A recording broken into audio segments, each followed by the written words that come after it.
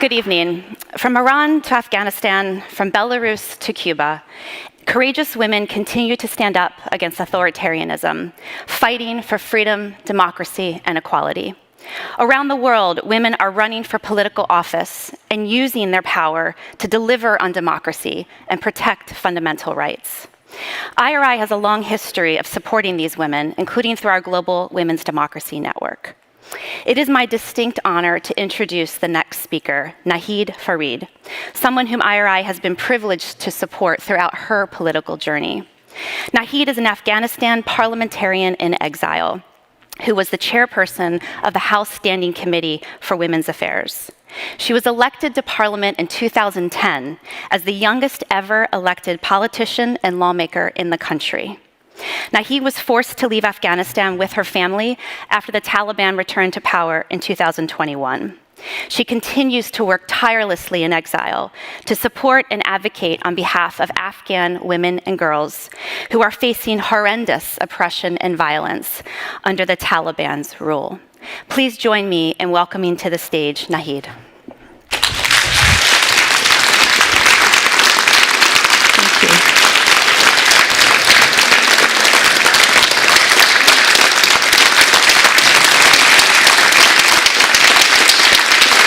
Thank you so much.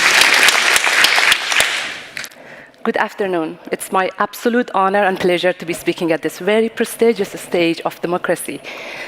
I just wanted to start by asking you to imagine a world where every individual of all 8 billion population of the world feel empowered to make a difference. When the true collective strength of our democratic world thrives. Such an ideal world.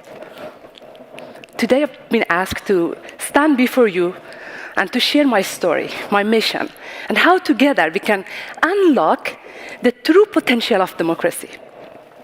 My name is Naheed Farid. I am an Afghanistan parliamentarian living in exile. And for as long as I can remember, I've been deeply committed in building a society that values human rights, that values justice, equality, active participation of citizens. And throughout my journey, I've come to realize that every change starts with individuals. By empowering each individual, regardless of their gender, race, ethnicity, you can create a world and you can create a ripple effect that really changes the course of history in your society. This happened in Afghanistan.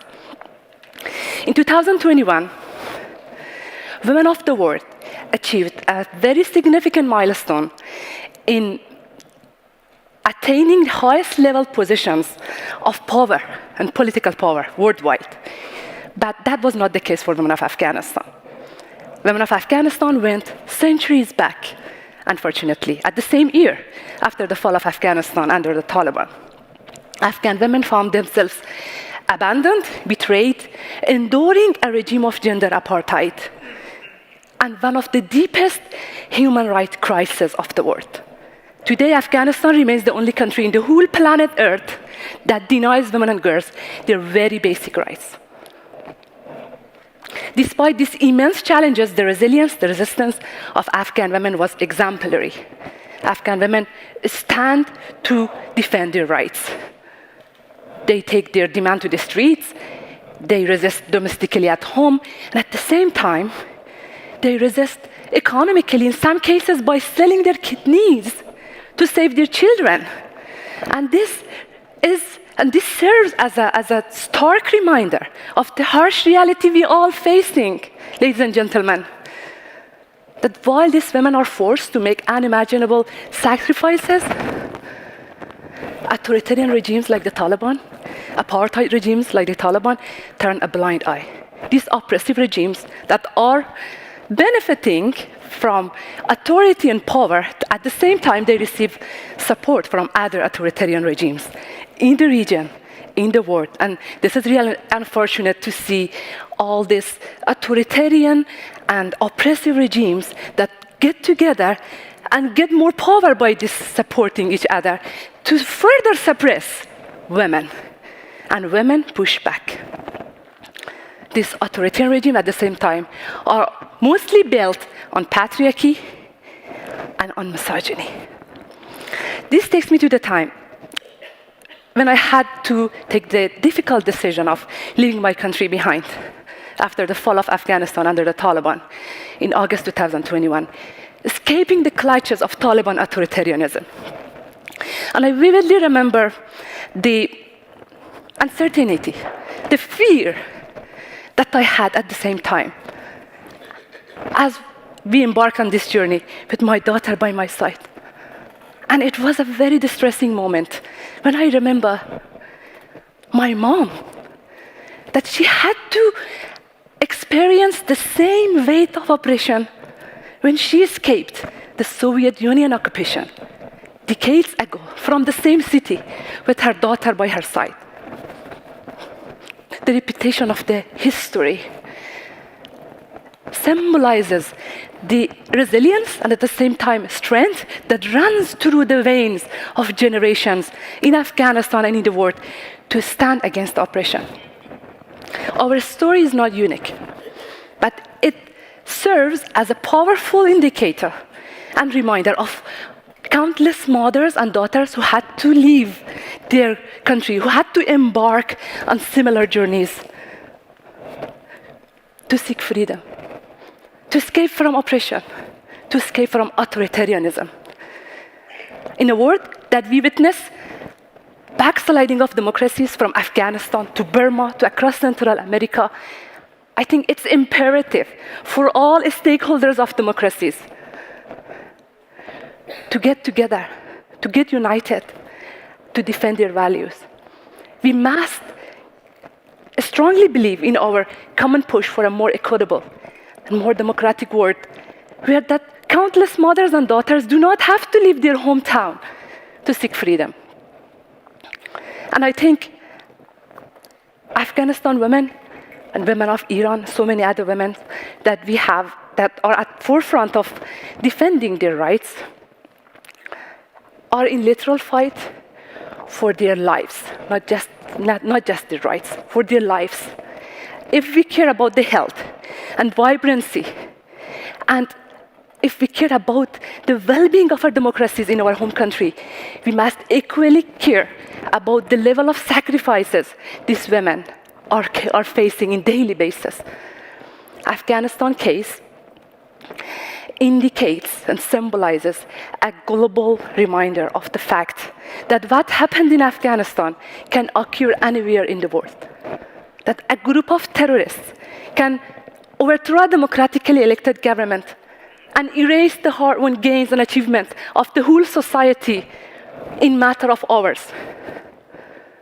And I think this highlights the need for urgent and immediate action of anyone who cares about democracy. There are several ways you can help people of Afghanistan. There are several ways. You can help newly arrived immigrants, families from Afghanistan in your hometown, which is very important. You can help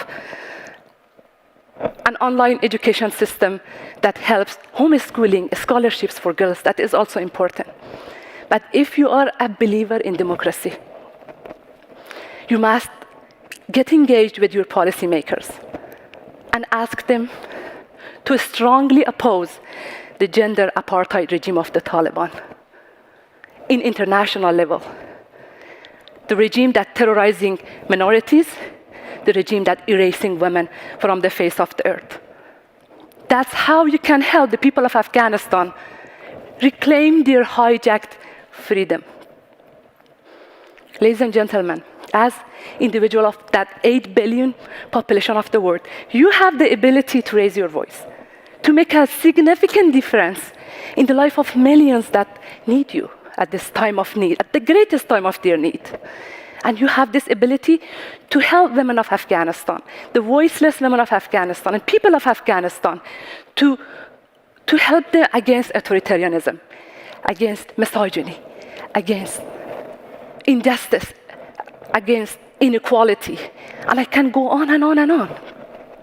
Remember, democracy isn't just a system. It's a symphony of voices harmonizing the dreams of millions. If you join me, we can compose the strongest melody of change that will change the course of history, that will let the world know that we cannot tolerate injustice. Democracy and the strength of democracy isn't within the walls of your system or within the walls of your democratic institutions. No, it's not there. It's at the heart of every human being who is strong enough to say no, and who is strong enough to resist and oppose against inequality. You can be that heart, and you can be that change. Thank you.